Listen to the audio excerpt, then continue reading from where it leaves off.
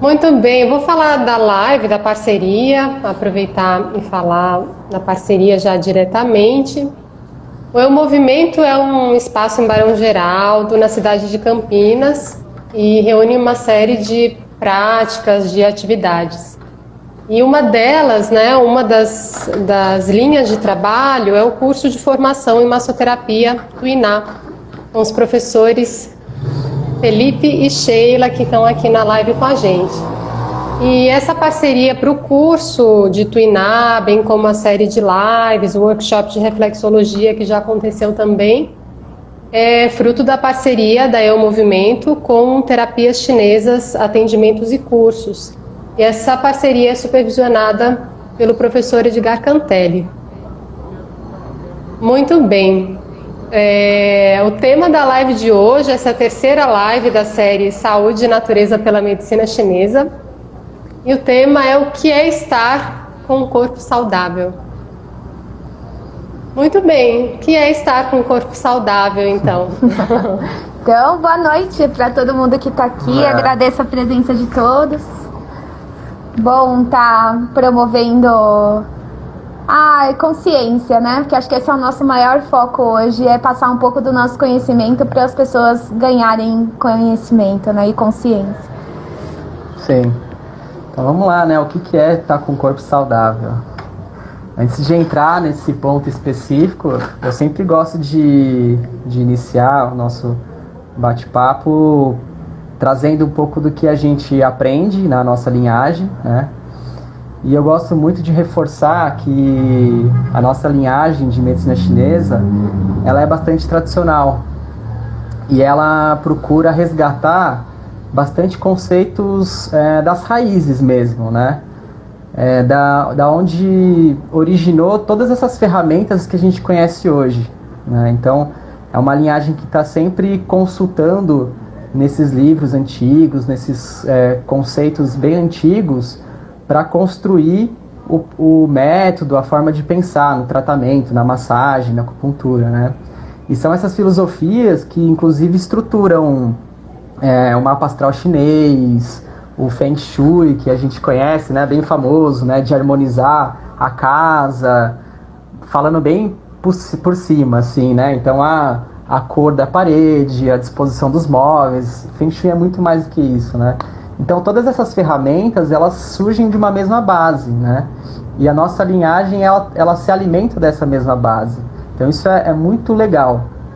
Dentre muitas coisas que a gente aprende, uma que eu gosto bastante é essa habilidade de observar, né?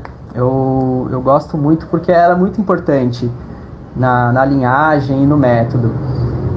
Se a gente for perceber, tudo que a gente tem de conhecimento hoje, ele vem com base da observação e do registro, né? Então, constantemente, a gente observa a natureza.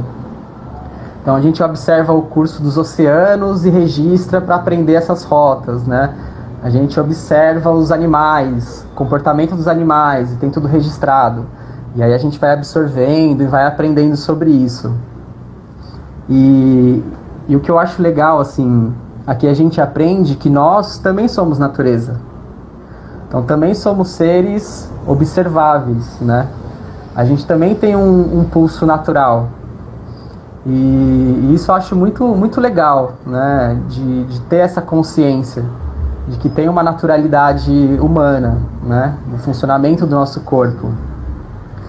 E é super bacana, assim, o quanto a gente aprende que nós precisamos e tentamos ficar em harmonia com esse ambiente, né? Ficar em harmonia com a nossa naturalidade, com o tempo, com o espaço, com o que está em volta da gente, né? Então, essas ferramentas da medicina chinesa e do taoísmo de modo geral, elas tendem a trazer essa consciência para que a gente consiga encontrar um estado harmônico, né? Uhum.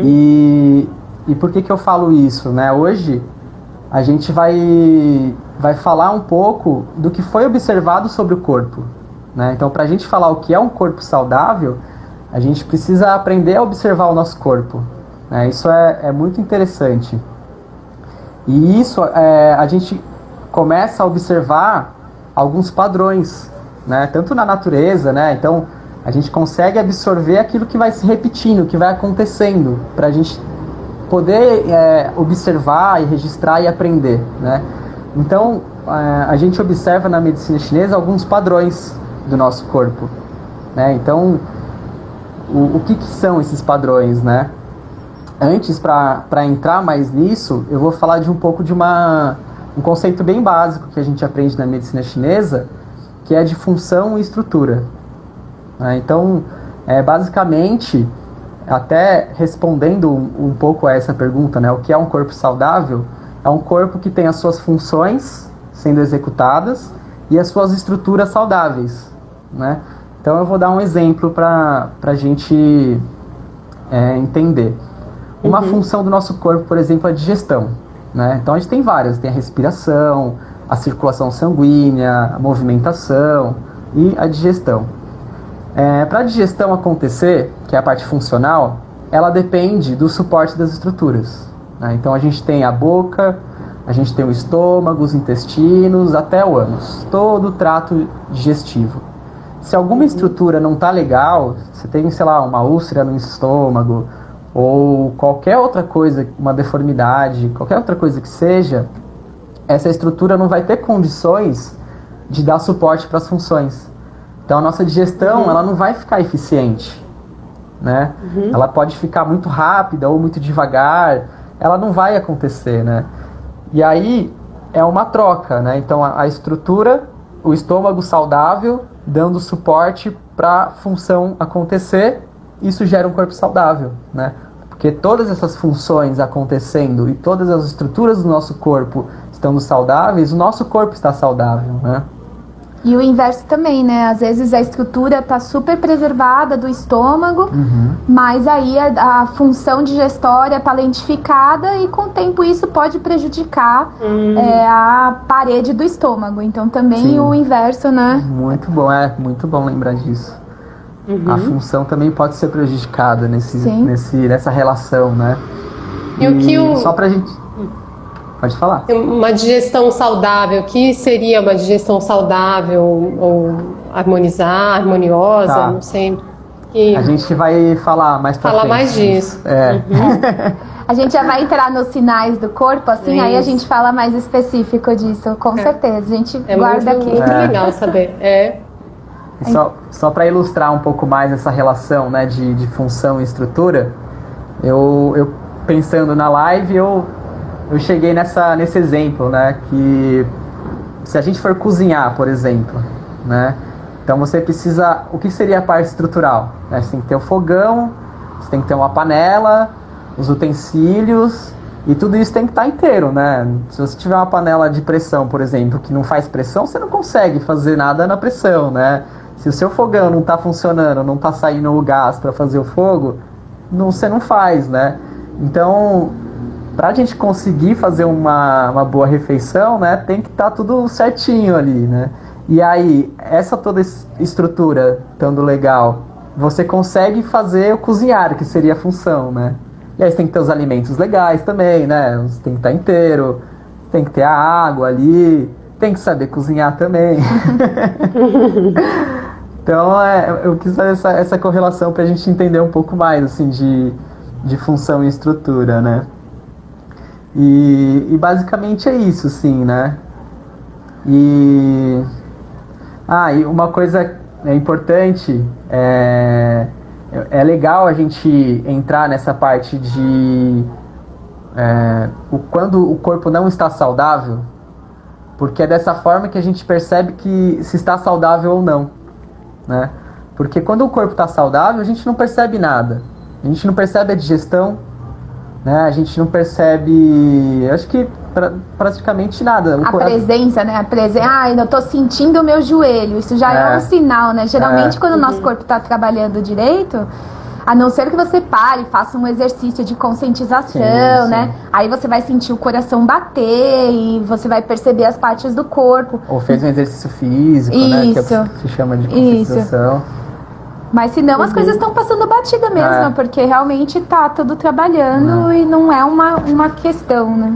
E a gente pode facilmente cair num lugar, né? Eu vejo isso muito nos atendimentos que eu vou fazer, fazendo a anamnese da pessoa, né? Como é que você tá, não sei o quê. Aí a pessoa comenta, eu tenho uma dorzinha nas costas, mas já é normal, né? Então, ela já entende que aquilo é normal, ela sempre teve aquela dor, e pra ela, eu acho que é normal ter dor nas costas, né?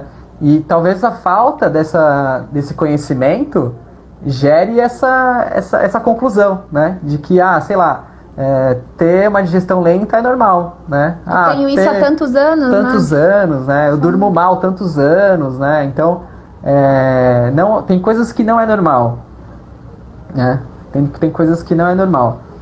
Então, acho que nessa primeira parte é isso, assim, né? Entender que a gente tem um processo de naturalidade, né? Nós somos natureza, a gente consegue se observar o outro para aprender sobre a gente, né? A gente está nesse contexto de naturalidade, a gente tem uma naturalidade de função e estrutura acontecendo no nosso corpo. E aí, agora... A gente entra no comentário da Silene, né? Que foi na primeira live, a Silene deixou o seguinte comentário. Posso ler? Claro, pode ler, claro. Ela comentou, a medicina chinesa clássica não vê saúde e doença, mas equilíbrio e desequilíbrio do Qi e desgaste do Jin. Também relacionado ao Shen e ao Min. Cumprimento de um destino, uma visão vitalista. Então, realmente, o que a Silene fala é o que a gente está falando com outras terminologias, né? Porque função e estrutura é Yang e Yin, né? Então, o Yang é o Qi, o Yin é o Jin, que é a nossa essência. Então, ela está super correta nesse comentário desse desequilíbrio e equilíbrio entre essas estruturas, só que ela usou os termos realmente profissionais, né? Acho que tem uma... Pergunta do André.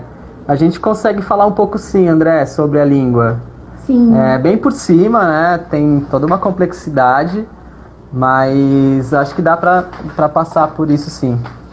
E também chegou um outro hashtag que eu vi passando, que é Somos Todos Natureza. E realmente eu tenho feito um curso que é a leitura sobre o Imperador Amarelo, né? Que é um texto bem antigo. E eles falam como a visão taoísta faz a gente retomar a ecologia, né? Porque o Edgar Cantelli geralmente fala, aponta a natureza. E geralmente a gente aponta a árvore que está lá fora, o bichinho, o passarinho. E a gente nunca faz assim, eu sou a natureza. Então, o nosso pensamento ocidental fez a gente se separar da natureza. A natureza é uma coisa e eu sou outra, né? Então, realmente, esse resgate de que eu faço parte da natureza, né? No taoísmo, se não me engano, o mestre Shen ou a mestra Eva Wong falava: nós somos tão natureza como uma maçã que dá numa macieira, né? Então, esse pensamento bem bonito de a gente se reintegrar, né? Então, hashtag Somos Todos Natureza. Valeu, Duda, pelo hashtag. E aí, só fazendo um parênteses, né? A mestra Eva e o mestre Shen são pessoas que trazem bastante dessa ancestralidade taoísta aqui para o Brasil. A mestra Eva ainda é viva e vem esporadicamente para cá para trazer um pouco da linhagem dela, sobre os exercícios energéticos, Qigong e outras coisas. É maravilhoso, né? Então, maravilhoso. Sim. Maravilhoso. É uma experiência bem bacana estar com a presença de uma mestra, assim. E o mestre Shen já é falecido. Sim.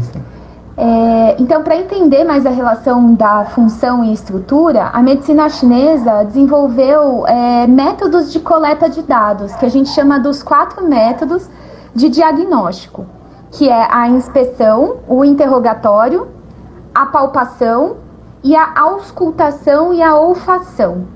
O que é isso? A inspeção é aquele momento em que o paciente chega e você observa tudo o que ele não está falando.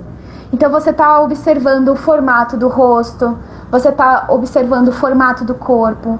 tá observando como ele se comporta, a maneira como ele fala. Então, toda essa parte que a gente está olhando sem o paciente se queixar ou falar algo sobre ele. Então, a gente observa muito compleição, brilho nos olhos.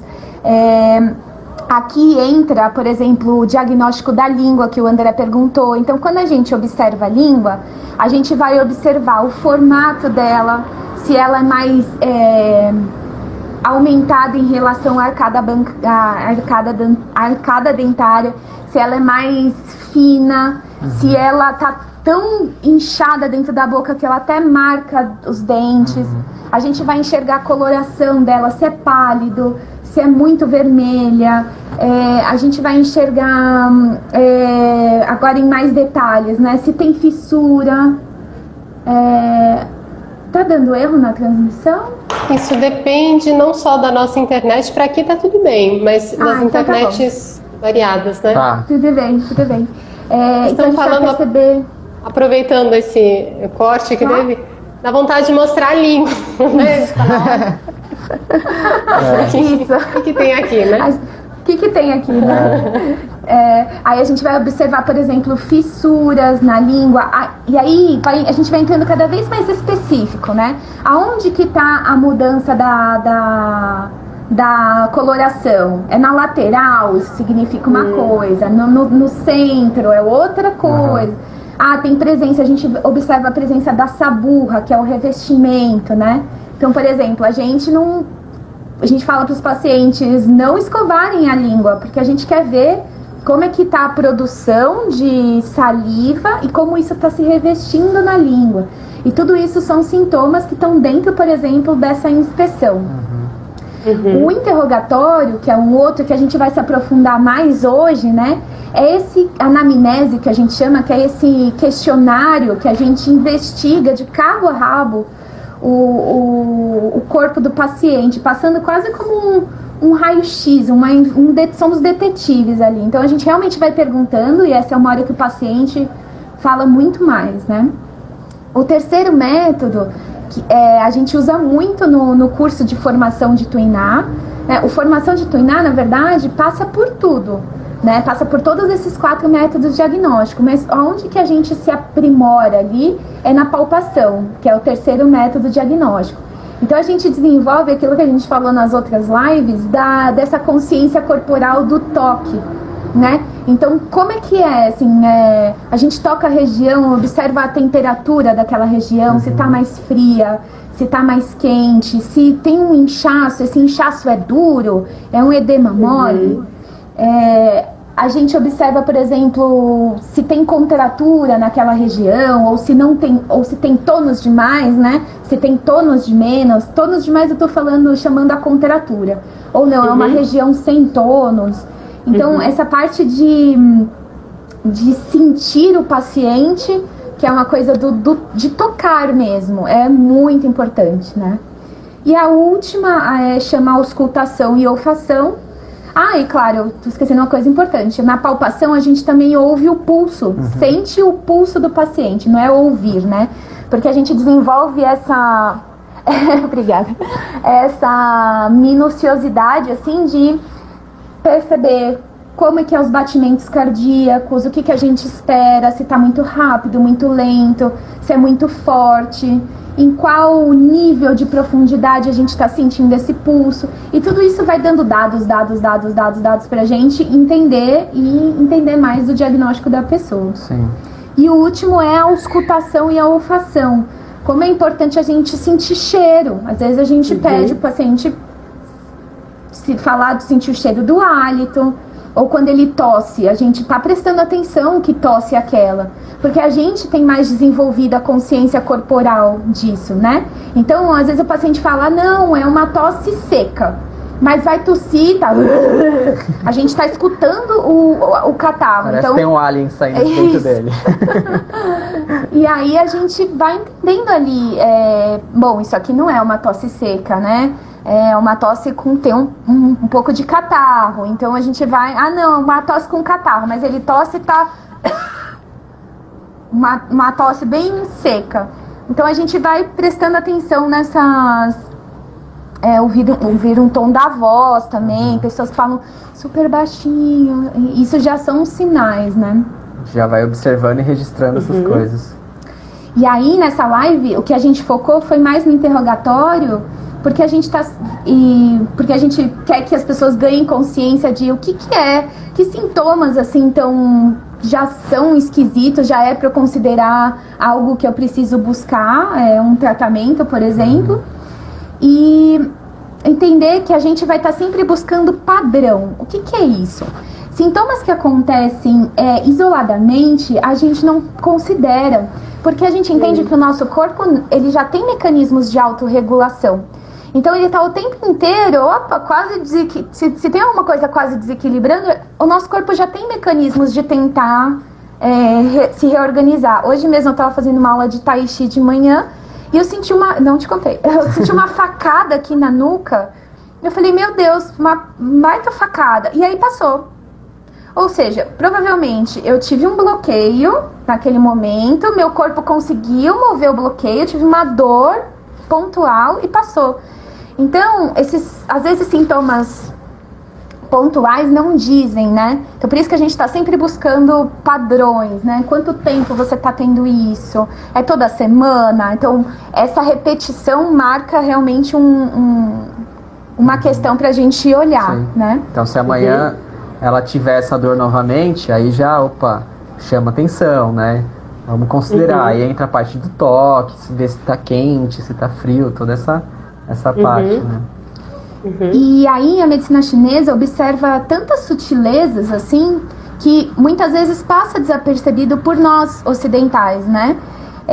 Então, como às vezes ouvir esses leves sintomas e sinais que já começam a aparecer, que a gente às vezes fala, não, é bobeira, já podem prevenir tantos desequilíbrios, já é um sinalzinho, sabe aquele primeira fogueirinha, assim, que é um primeiro sinalzinho de fumaça, a gente já, isso aqui não tá legal, sabe? Até mesmo para tratar coisas que vão vir a acontecer, prevenir, né? E manutenção de saúde, né? Porque chega um momento lá de um tratamento de acupuntura, de medicina chinesa, que você só fica ajudando o corpo nessa autorregulação, assim, não é nada gritante, né? Às vezes a gente cuida de coisas que só acontecem na semana, por exemplo. Aconteceu isso, então vamos dar um tapinha mais aqui, porque os sintomas mesmo de desequilíbrio já foram. Então a gente vai entrar agora um pouquinho mais do que a gente espera de um corpo saudável e a gente vai ficar toda hora falando um corpo que não é saudável pra gente ver o que a gente espera e o que não espera. Até aqui, tudo bem? Tudo bem, tudo ótimo. E é muito interessante, assim, essa riqueza de observação, né? Eu acho que quando a pessoa vai se abrindo, assim, no sentido de se observar e ter uma orientação de um terapeuta para conduzir um pouco esse caminho de autoobservação, né? É muito bonito, assim, né? Eu acho maravilhoso. É muito bonito, porque assim, até... Pode falar. Às vezes, né, essa relação com a saúde, né, quando um problema pequeno aparece ou quando um problemão aparece, né, às vezes fica uma regulação pelo medo de que alguma coisa muito ruim aconteça, né? E aí acho que tem esse outro lado também da curiosidade, né, de desfrutar dessa coisa que é o próprio corpo, dessa coisa interessante, né, que a gente é aqui, né? Então, acho legal isso. E de desenvolver essa autonomia, né? Porque acho que a gente acaba deixando os conhecimentos na mão dos médicos e não retomando eles, né? E eu acho que esse ganho de consciência corporal eu acho muito, muito importante. A gente vai criando autonomia também Bom, isso aqui tá esquisito, né? Tá na hora de procurar um médico. Tá na hora de procurar um médico, tá na hora de procurar alguém. Não só quando a pipoca estoura ali, né? Legal. E lembrando, assim, também, esses 4 diagnósticos que a Xê comentou, eles se complementam, né? Então, por exemplo, eu não consigo fechar um diagnóstico de uma pessoa só olhando a língua, porque vão me faltar várias informações. Nossa, né? Perfeito. E a gente não é vidente, né? A gente aprende a observar, aprende a fazer as perguntas certas para encaixando nesses métodos de diagnóstico, né? Então, só pelo pulso também fica faltando informação. Então, o ideal é você usar todos esses 4 métodos para conseguir ter segurança no que você vai fazer, né? Para ver qual que é a conduta que você vai fazer com aquela pessoa, né? Mas vamos lá, vamos entrar nas partes mais específicas, né? Então, o sono. Vamos falar do sono. Que horas você vai dormir, Joyce? Só para eu vou dormir umas 10h30. Depende, varia bastante. Varia. Às vezes mas em geral, final de semana a gente dá uma relaxadinha, sexta-feira. Umas 11h30, meia-noite. Mas às vezes até 9 horas da noite. Tá ótimo. Esse é um ótimo horário para ir dormir. Deitar umas 10h30, para quando for umas 11 horas estar em sono profundo. Porque é um momento de sono onde a gente vai repor toda aquela estrutura que eu falei no começo, né? Todas as partes estruturais, elas recuperam esse horário, né? O fígado faz um baita trabalho. Não vou entrar muito a fundo nisso, porque a gente poderia só falar disso, né? Mas 10h30 é um bom horário para dormir. E tem gente que acorda muito cansado, né? Isso é um sinal, né? Acordar muito cansado já é um detalhe, né? Eu escuto muita gente falar: nossa, eu não sou produtivo de manhã, eu funciono mais à tarde. Eu sou mais noturno. Isso a gente escuta muito, né? Eu sou mais noturno, né? Aí a pessoa tá indo dormir 4 da manhã, e aí o nosso professor fala, né? Uma hora o boleto chega, né? Lá na frente o boleto vai chegar dessas noites aí mal dormidas, né? E aí a gente acaba considerando como normal, né?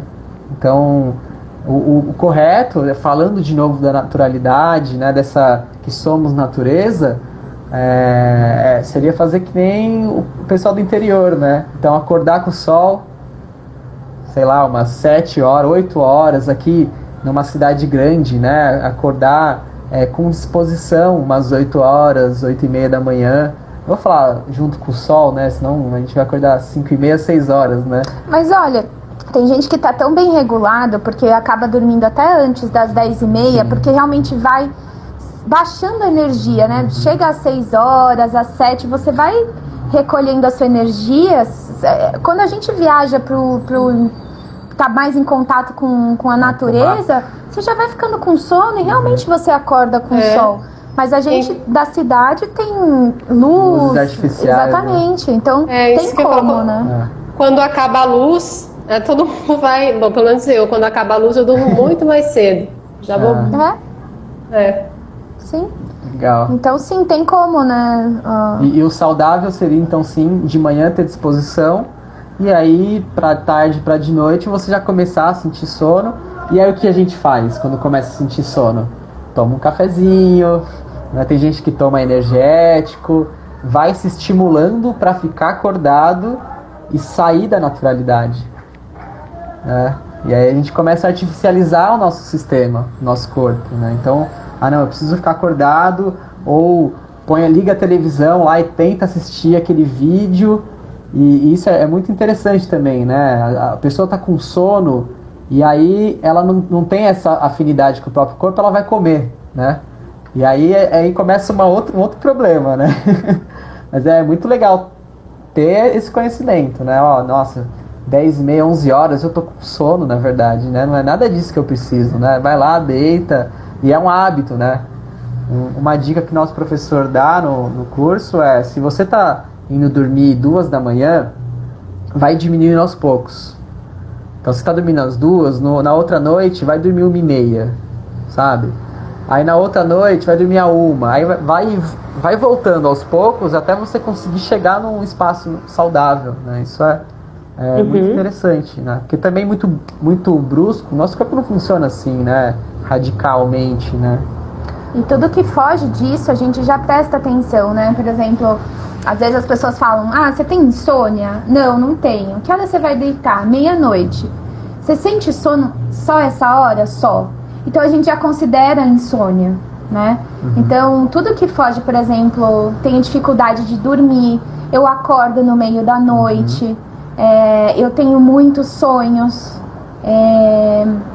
isso já é sinal, sintomas ali que o sono não está se aprofundando da maneira mais correta. Então você vai acordar às vezes super cansado no dia seguinte porque não está fazendo essa reposição de estrutura e de função também, porque à noite a gente repõe a parte estrutural, mas a gente repõe tipo a bateria, a carga energética para o dia seguinte também. Então às vezes existem insônias, a gente chama insônias terminais, que são aquelas pessoas que acordam 4 horas da manhã e não conseguem voltar a dormir, né? Isso também é um sintoma também de sono para nós. Importante. Agora vamos falar da transpiração.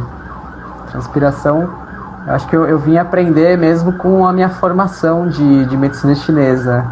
E é muito curioso, porque o que é saudável na transpiração, né?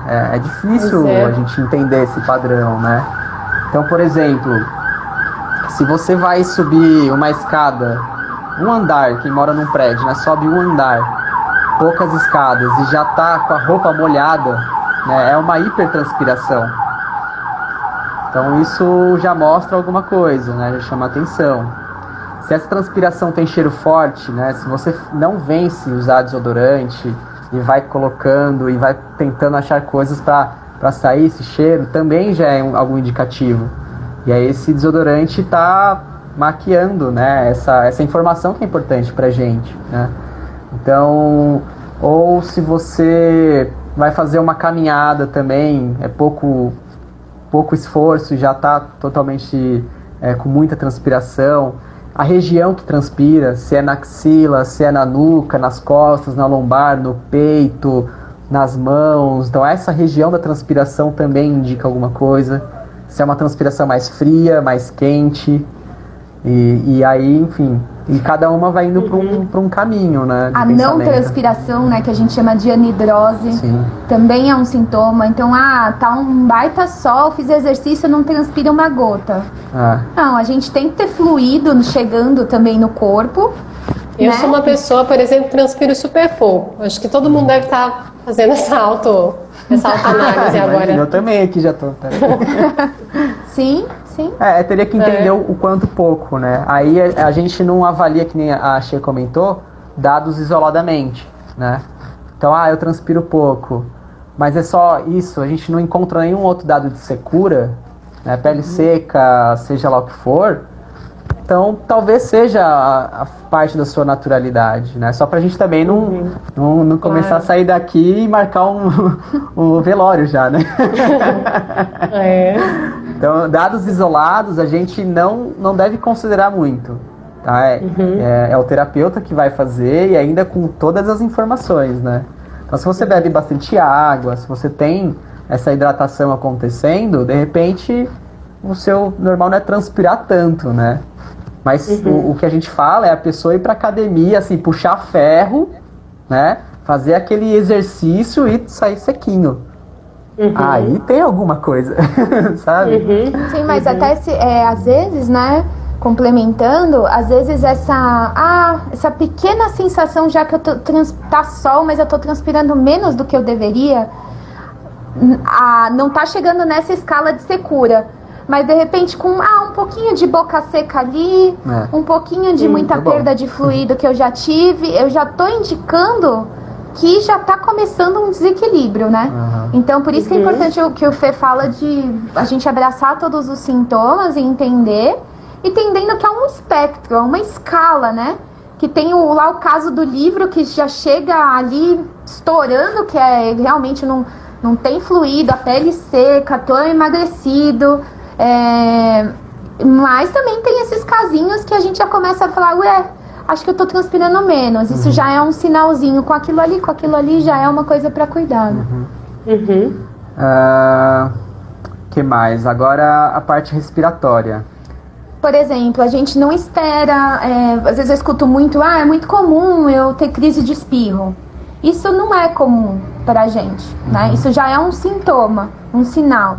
Então, espirro recorrente, tosse, coriza persistente. De manhã eu sempre tenho coriza, eu tenho sempre sinusite. É normal, a gente já não considera isso normal, né? ou muita secura nas fossas nasais, né? Isso também... Eu percebo. Ateliê Cozinha. A Rosana, ela diz que percebe que está desregulada quando transpira na cabeça. Pronto. Já encontrou o seu padrão, né? A sua observação. Legal. Bacana. É para gerar essa reflexão mesmo, porque a gente não para pensar o quanto a gente transpira, se eu tô tossindo, se eu tô, né? Até a gente olha, por exemplo, o tipo de catarro que tem no nariz, se é um catarro abundante, claro, se é um catarro escuro, a gente percebe até o tipo, né? Por exemplo, eu tô com secreção nos olhos. Essa secreção é dura, é seca, essa secreção é mais melecada. A gente presta atenção até no tipo de secreção que sai do nosso corpo, né? A tosse, né? Até assim, a tosse eu consigo expectorar ou fico com aquele catarrinho aqui que eu não consigo soltar? Cada coisa, a gente até mesmo, tenho tosse, mas como que horário do dia que piora em algum momento, piora quando você faz alguma coisa, o que você percebe? Então tudo isso é aquele rio, assim, que cada hora pode ir para um lugar, né? Por exemplo, ficou clara essa coisa da Ficou super. Aí a digestão que você perguntou, né? Então, assim, voltando para a questão da naturalidade, do mesmo jeito que o sol está nascendo, atinge seu ápice lá no meio-dia, e aí depois vai descendendo e vai vindo a lua, a gente considera que o nosso sistema digestório e a gente deveria acompanhar esse ritmo. Então, o que é? É acordar com fome, né? É ter fome de manhã. Fome de manhã é um sinal de saúde pra gente, né? Você ter capacidade de realmente comer como um rei, né? E o almoço também. Como uma rainha. Isso. e comer também bem no almoço. E aí, claro, no final do dia, não é que não é pra comer, também é pra comer, mas geralmente a gente vê, às vezes, jantares em trocas de almoço, né? De quantidade, de abundância, né? E, né, com essa perspectiva, a gente entende que de manhã, né, no meio-dia, 2 da tarde, a gente tem mais função disponível para digerir uma feijoada. Um corpo saudável é um corpo que consegue digerir as coisas sem ter um estufamento, sem depois você ficar com... Às vezes fica até visualmente, né, o estômago estufado, às vezes tem só a sensação subjetiva, isso já é um dado pra gente, que consiga comer, se alimentar bem, né, mas não fique estufado, ou que não gere uma azia depois, uma queimação, afta na língua, a gente observa até aonde que é essa afta na língua, porque cada região também da língua vai dizer uma coisa. Se arrota muito depois de comer, né? Se arrota muito, se não tem fome, né? Ou se tem fome demais, nossa, eu como um negocinho e já preciso comer de novo, aquela coisa que parece que não sacia, não sacia ou não nutre, né? Então isso também é um sinal pra gente. Ou muitos gases, né? Nossa, toda hora eu tô com muitos gases, isso também é um sinal pra gente. Se os gases têm cheiro forte também é um sinal. E é interessante, né, que todos esses aspectos que a gente trouxe por enquanto, todos eles podem ser desencadeados por um aspecto psíquico também. Isso é bem interessante, né, e faz parte da nossa investigação.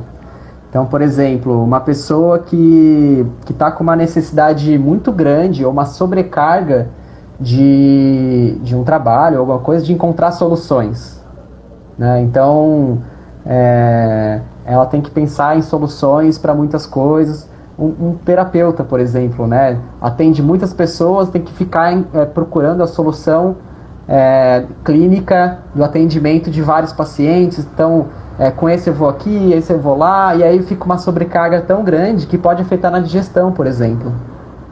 Então a pessoa pode passar a ficar muito preocupada, ou é mais nesse nível, assim, né? Então isso causa um desencadeamento no corpo, né? Afetando outras funções psíquicas que a gente tem também, né? São vários e hoje a gente nem vai entrar nesse aspecto. Eu gosto bastante dessa parte, mas é muito sensível. Então, de repente, ela tá comendo bem, ela tá dormindo bem, mas tem um evento específico que vai acontecer.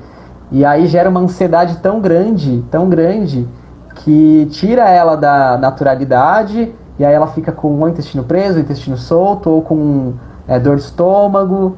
E isso é um dado importante pra gente, né? Porque tudo bem você ficar ansioso com um evento que tá para acontecer, né?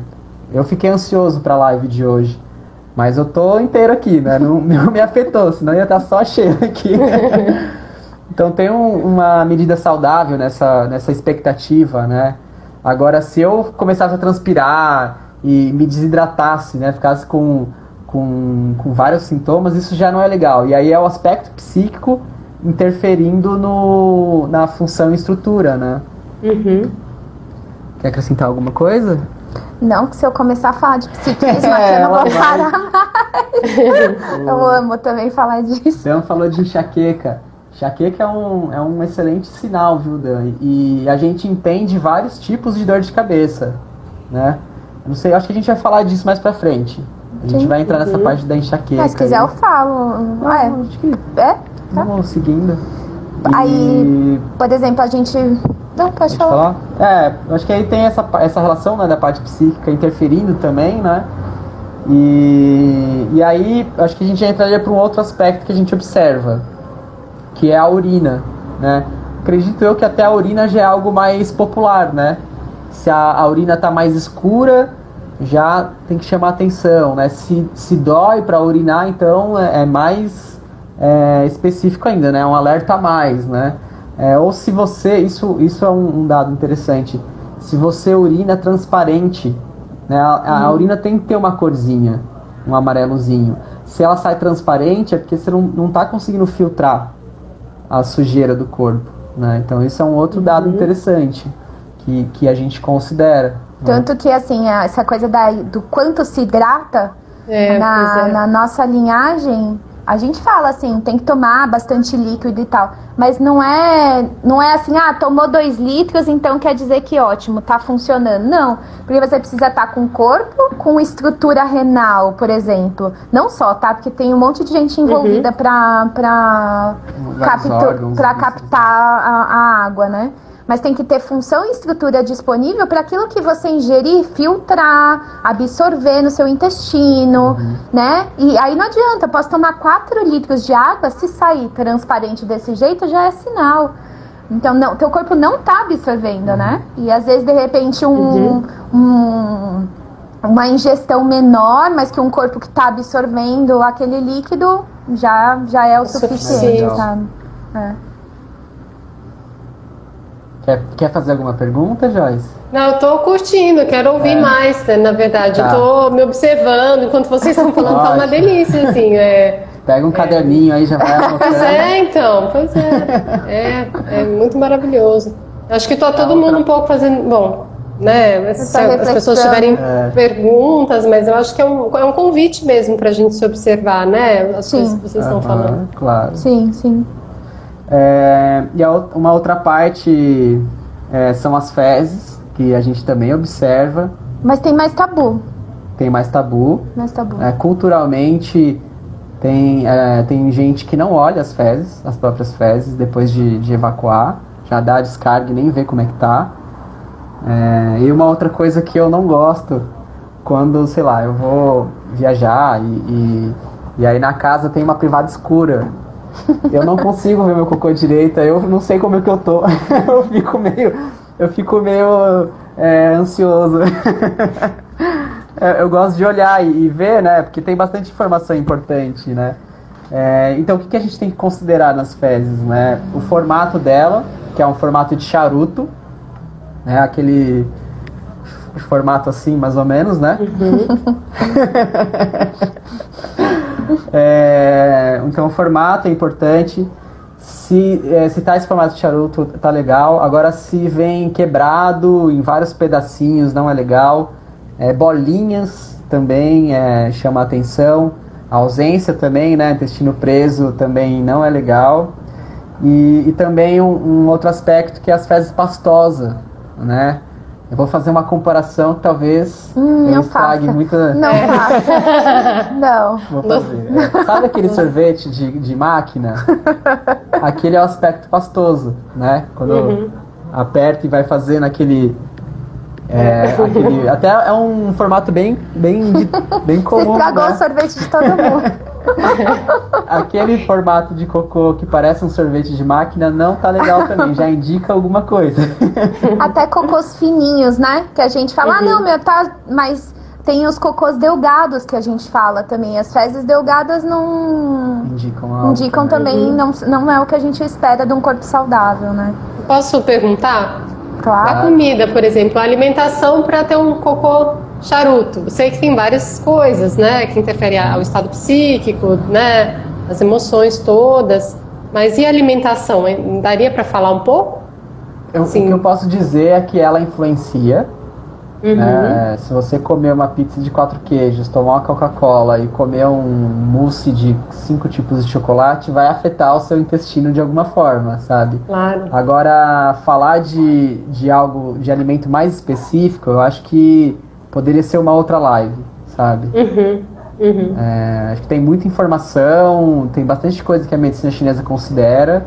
E também eu acho que vai de caso para caso, né? Claro. Isso é muito importante também. Cada pessoa é um ser único, com necessidades únicas, né? Apesar de a gente ter essa naturalidade comum em todos, né? A forma como funciona o nosso corpo, mas uns funcionam mais e de uma forma do que outros, né? Então, eu não vou conseguir te falar aqui um cardápio legal para que esse cocô fique bonito.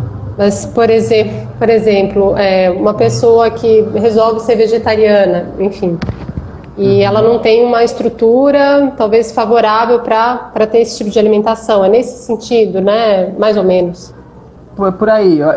Uma resposta bem da medicina chinesa e bem taoísta pode ser, pode não ser, depende. Talvez. Talvez.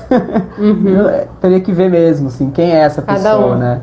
Cada um. Perfeito. É claro que sim, se ela tá com queda de cabelo, se ela tá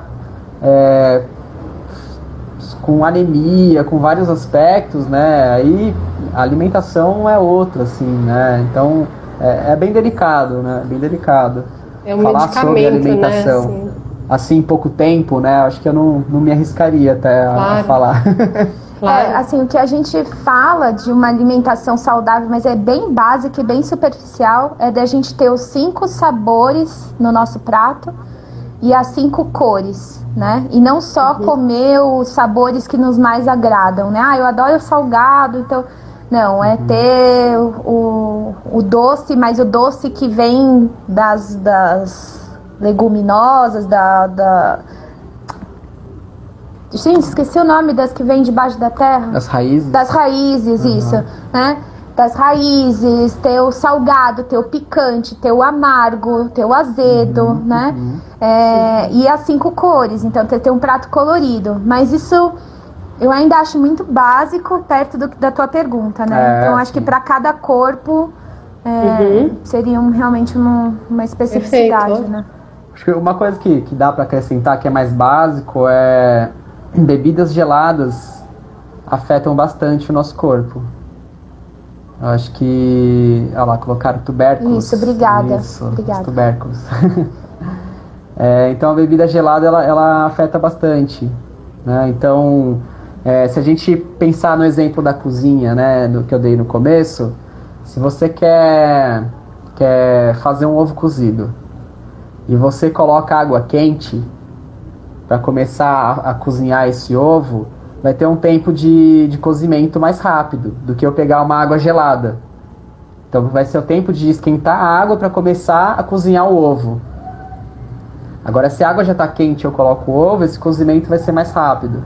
No nosso corpo é semelhante, então beber coisas geladas, elas vão precisar mais do nosso corpo. Requerer mais a função digestória, né? Requerer mais a função digestória. O álcool, por exemplo, que perguntaram, o álcool, Então, tem até uma questão do tipo, por exemplo, se você toma um pouquinho de vinho, ainda até depois que eu tiver essa aula do Imperador Amarelo, eu vou poder falar até com mais propriedade, né? Mas um pouquinho, por exemplo, um dedinho de vinho nas refeições, isso estimula a sua digestão, porque é um estimulante do fígado, e o fígado também promove e auxilia as funções digestórias, né? Mas muito álcool, isso, né, como o Edgar falou, assim, uma coisa é você tomar um dedinho de vinho nessas zonas azuis, que eles falam que são as áreas do planeta mais saudáveis, que não tem a pressão psíquica que um paulistano, por exemplo, tem. Aí você pega esse dedinho de álcool com alguém que já passa pressão no trabalho o dia inteiro, que pega trânsito, que está preocupado, que está sofrendo pressão, está sofrendo assédio, exploração no trabalho. E pronto, isso aí já é... Os boletos vencendo. Já é um suficiente para ter um desequilíbrio, né? Então é o álcool em que condição, em que contexto, em que pessoa, né? Perfeito. Olha, já abri um leque aqui, aí o pessoal... Acho que o fast food é um vilão para a regulagem do nosso organismo. Como lidar com isso no ambiente e tudo é preparado de maneira super rápida com processados? Alguma dica? Pois é, essa questão entra na digestão, assim, porque coisa, o nosso corpo não processa o que não é natureza. Então, conservante, anilina, corante, acidulante, essas coisas o corpo fala, não sei o que fazer com isso. Então ele gera resíduo, né, no nosso corpo, e isso piora a função digestória, vai piorar a formação do cocô, tudo, assim, gera resíduo no corpo, que é um dos piores, né? O que a gente fala, a pior coisa do nosso corpo é ter mucosidade. E aí acho que a gente pode também abrir outra live ali em algum momento para explicar. Acho que quanto a isso, né, eu tô percebendo muito agora que a gente tá em casa por conta da pandemia e a gente faz o nosso próprio alimento, né? Faz todas as refeições a gente que prepara. E teve um dia que a gente precisou ir comer fora. E eu senti na hora, assim, o meu corpo estufado, alterou as minhas fezes. Eu falei assim, nossa, achei, o que tá acontecendo, né? E eu fiz essa relação, falei assim, eu comi fora de casa, né? O quanto de coisa que eles colocam industrialmente ali pra realçar o sabor, pra ficar mais barato pra eles, né? E então a gente tem essa desvantagem, né? Eu acho que a dica é evitar fast food. Quer comer um lanche, tenta fazer você seu lanche, ou tenta procurar um lugar que você conhece mais o procedimento, né? Um lanche mais artesanal, orgânico. Vai ser um pouco mais caro, talvez, mas aí a gente entra numa coisa relativa, né? Vai fazer bem para sua saúde, logo você talvez evite tomar um remédio lá na frente, sabe? Então o que é caro, né? Mas é bem relativo. Então acho que evitar o fast food é uma boa. Eu, como terapeuta, assim, eu às vezes como no fast food e é uma escolha. Eu falo assim, tudo bem, eu escolho fazer isso e sem culpa nenhuma, né? Mas evito o máximo que der, né? E optar por refeições saudáveis, se der para fazer em casa, é um sonho, né? Assim, a gente tá podendo fazer isso dependendo das condições, né? Tem muita coisa ruim também com a pandemia, mas com esse recorte da boa alimentação é o melhor caminho mesmo, né? E às vezes a gente escolheu o momento, né? Porque tem momentos que a nossa saúde tá boa. Eu tô sem estufar, eu tô fazendo um cocô bonito, tô com disposição. Dá pra eu bancar um fast food hoje, sabe? Aí não, você já tá desgastado, você já tá com peso no corpo, seu cocô já tá mole, aí você coloca mais um fator que vai te levar pro desequilíbrio, né? Como a gente tava falando, a gente faz um desequilíbrio, ele come alguma coisa e nosso corpo se desequilibra e equilibra de novo ali, né? A gente passa um dia, nossa, fica estufado ali, parece uma jiboia lá que comeu um boi, aí já volta, né? Mas contar com isso, né? Às vezes o fast food em qualquer momento, né? Eu quero comer uma coisa super gordurosa, não dá pra escolher comer no meio-dia? Você tem mais função disponível do que comer os 4 Meia-noite, queijos né? meia-noite. Né? Então essas mudanças assim podem ajudar bastante. Parece bobeira, né?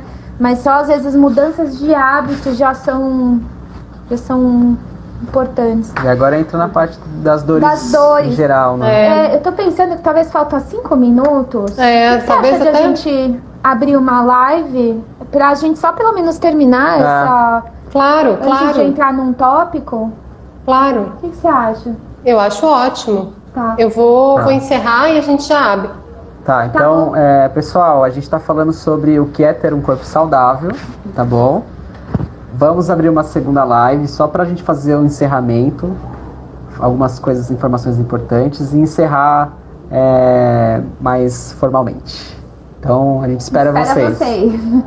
Daqui a uns segundos. Alguns segundos. Vou fechar aqui. Já. Agradecer vocês pela continuidade e desculpa ter aberto outro tema, né, sobre alimentação, mas vamos lá. Dá vontade de perguntar, ixi. Não, mas vamos lá. É que a gente fica também assim, delicado fazer respostas generalizadas, né? A gente tá falando de saúde, né? E depois a gente se responsabiliza pelo que a gente fala, né? Ainda que não perguntaram sobre o jejum. Perguntaram sim na primeira live. Na primeira live. Foi. Que aí também é outra história.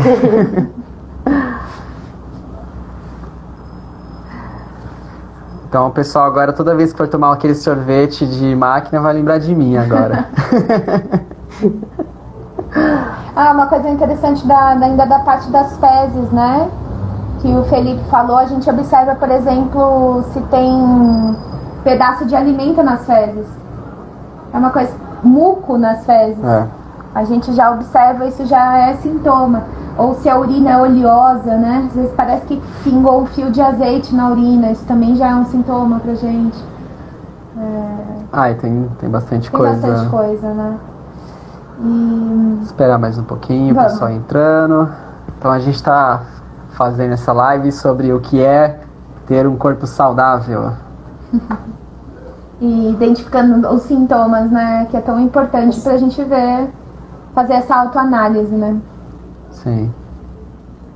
E se vocês quiserem também, entrem no perfil do Eu Movimento e mandem sugestões também, mandem dúvidas.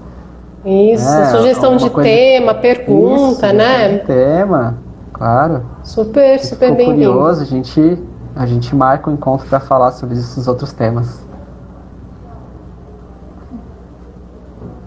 Vou continuar. Claro, vamos. Eu acho isso. Vamos lá. E a parte de dores que a gente deixou separado, né? A gente está bastante preocupado também com essas dores, tanto de cabeça, que o Danilo tinha perguntado das enxaquecas, né? A gente analisa o tipo de dor, a região que é a dor, né? Então, por exemplo, eu tô com dor de cabeça, mas a gente investiga se é occipital, se é temporal, se é temporoparietal, se é temporal, se é topo da cabeça, se é fundo de olho. Cada lugarzinho também tende a dizer mais sobre um desequilíbrio do que outro, né? A gente presta atenção na qualidade da dor, se é uma dor pulsátil, se é uma dor enfacada, uma queimação, se é uma dor queimação, uma dor que melhora de friccionar, melhora quando aquece, é uma dor que piora no calor. Então a gente tá realmente, é uma dor que irradia, né? Às vezes tem dores migratórias ou dores que irradiam. Tudo começa isso na lombar e vai até a panturrilha, até o calcanhar, né? Então é uma dor que irradia, né? Faz todo esse caminho. E com isso a gente vê esses sintomas também, que dores persistentes não são saudáveis, né? Não é normal, gente. Já indica não fluxo. O que é normal é que você se acostumou com ela já tem RG aí em você já conhece, né? Mas isso não quer dizer que é normal, né? E assim, a gente fez esse panorama mas tem tanta coisa mais para falar, porque, por exemplo, na ginecologia, a gente olha detalhes minuciosos dessa menstruação. Então, eu só quis deixar assim, só como um parâmetro, né? O que é uma menstruação saudável? É de 30 a 80 ml de perda de sangue na menstruação inteira. Então, perdas menores de 30 ml já são consideradas menstruações escassas. E mais do que 80 ml já é uma menstruação abundante.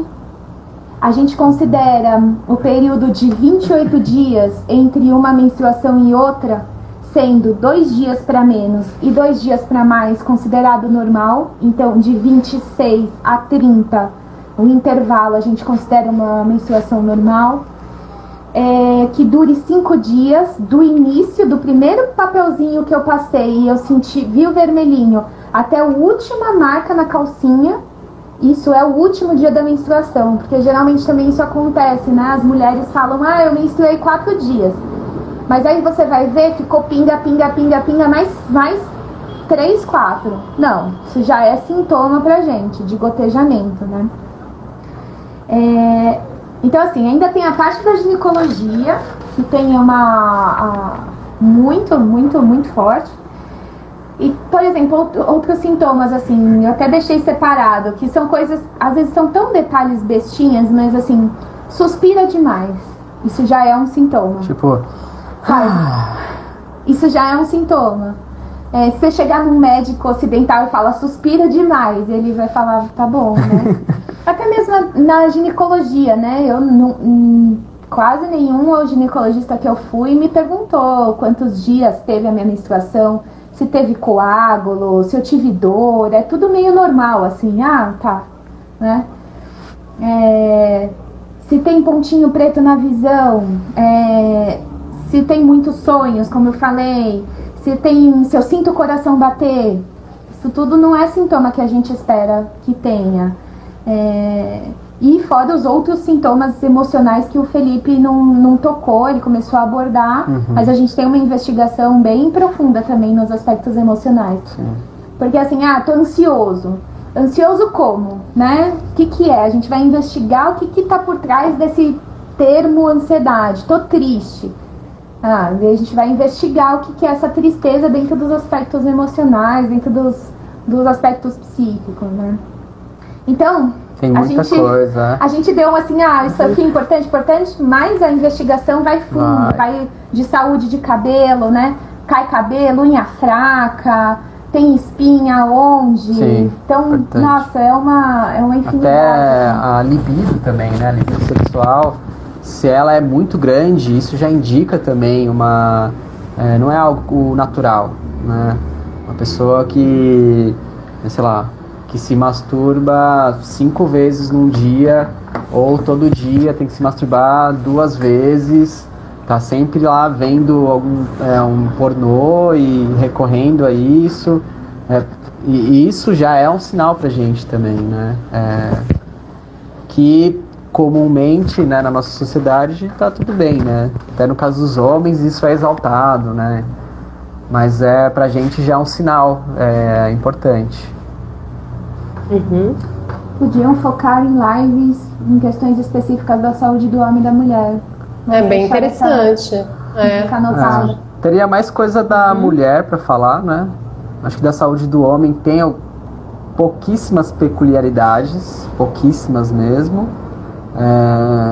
Mas da mulher tem bastante coisa para falar, bastante coisa interessante, inclusive para homens aprender, para acompanhar, né, as suas companheiras, né? Eu super incentivo que os homens acompanhem o ciclo menstrual das companheiras para entender também, né? Para isso ficar mais próximo, um cuidado da relação também, né? Saber se está com cólica, não está, enfim. E não cair naquele clichê, né? De eu vou trazer um chocolatinho porque ela está de TPM. Não isso. É mais de incentivar o homem a um autocuidado e um cuidado com a companheira ou com o companheiro também, né? Ou a companheira também, saber da companheira. E isso é muito gostoso, né? De ter essa informação, né? E muitos homens não sabem, não fazem ideia de como que é esse processo todo, né? Então, super incentivo isso. A tomada de consciência, assim, né? Vai ampliando, assim, né? Sim, sim. Muito legal. Acho que basicamente é isso, né? Eu queria ressaltar, que até pra gente fazer um encerramento, que um conceito de saúde, né? A gente sempre vai ter alguma coisa. E estar saudável é lidar com esses sinais e sintomas o mais rápido possível, né? E a gente retomar ao equilíbrio. Então isso é saúde. Então deu um espirrozinho, passou, o corpo já conseguiu, né, os mecanismos de autorregulação que a gente comenta nas outras lives estão funcionando, estão resolvendo isso rapidamente, tanto é que a gente nem percebe, né? Ou alguma coisinha aqui, uma ansiedadezinha, um pouquinho de estufamento, mas passa rapidamente. Isso é também estar em saúde, né? Até eu peguei aqui o que a OMS define como saúde. Isso é uma definição de 1946. Então vou até ler aqui. Então, saúde como um estado de complemento bem-estar físico, mental e social, e não apenas como ausência de doença ou enfermidade. Então isso é saúde. Então você não precisa ter ausência. Acho que se você parar de sentir, significa que você morreu. Então, tá vivo é isso, né? Que nem a Sheila comentou, um dia de trânsito já vai mexer na sua fisiologia, né? Pô, você tá dormindo e tem uma festa do lado da sua casa que te acordou. Vai mexer. Ou você vai ficar cansado. Vai ficar cansado. Ou você foi para uma festa, né? Você vai tá cansado. A gente tem que viver também, né? Mas eu acho que querer demais e é uma ilusão achar que a gente não vai ter nada. E em busca dessa perfeição, a gente até acabar se machucando, né? Isso é um outro cuidado, né? Então, acho que basicamente esse equilíbrio dinâmico, né, de função e estrutura, é o equilíbrio dinâmico que o nosso corpo tá se organizando, né? É isso que você falou. Maravilha, maravilha. Eu já ouvi bastante, assim, né? Sempre, né? Eu tô aqui para ouvir, como abrindo a casa para escutar as coisas que vocês têm para trazer, e só tenho a agradecer muito, assim. Muito, muito, muito. Muito bom, ótimo. E abrir o diálogo, acho que a gente vai expandindo cada vez mais o diálogo, né, com as pessoas que vêm chegando. A ideia é a gente, né, se colocar nessa circunstância de abertura por meio das lives e continuar, né, continuar conversando. Então, nesse fechamento, né, retomar para quem para quem não estava no princípio. A Sheila e o Felipe são professores do curso de massoterapia do INA, aqui na Eu Movimento, na cidade de Campinas, em Barão Geraldo. E eles estão com essa disponibilidade de fazer as lives. Tiveram a disponibilidade, né, de fazer essas 3 lives aqui com a Eu Movimento. E a gente está aproveitando aqui para ouvir, para perguntar. E essas lives e outros acontecimentos que tiveram aqui, como o workshop de reflexologia podal com a Sheila, são frutos da parceria da Eu Movimento com terapias chinesas, atendimentos e cursos. Essa parceria tem a supervisão do professor Edgar Cantelli. Então, e para quem que delícia. Agora que eu vi assim, quantas lives eu já perdi, mas todas estão gravadas no Instagram do Eu Movimento, então... E também no canal do YouTube, né, do Terapias Chinesas. Tá lá então também. tem nesses dois... Buscar que tem coisa ali. Tem coisa aí. Então, carinho, Dan. Então, só para frisar, né, no Instagram do Eu Movimento tem lá a série de lives sobre medicina chinesa. Lá vocês encontram todas as lives que nós já fizemos, e também no YouTube tem um canal que se chama Terapias Chinesas. Lá também vocês encontram todas as lives salvas, editadinhas, tudo direitinho. Isso aí. Muito bem. E eu vou responder a pergunta sua, que você me indagou, né? Que é assim, tá bom, e agora? O que eu faço? Identifiquei os sintomas. Isso, identifiquei os sintomas. O que eu faço agora? Vi várias coisas. Nós aqui assistindo, vimos várias coisas. O que a gente faz agora, né? Eu falei assim, se você é paciente, né? Se você tá buscando um tratamento, liga para um profissional de medicina chinesa que vai ter esse olhar, né? Como terapeutas, né? Como profissionais que estamos nos aprofundando, os próximos passos é realmente você entender qual que é o padrão de desequilíbrio, é juntar esses todos os sintomas, né? Por isso que os cursos de formação são tão importantes, que ensinam a metodologia de como pegar esses dados e entender os padrões, né? Então aí junta esses caminhos aí, tipo, depois como trata, que pontos escolhe, qual ferramenta, né? Que ferramenta a gente vai usar. Então, mas acho que essa é a resposta. Assim. Então liga para um profissional de medicina chinesa.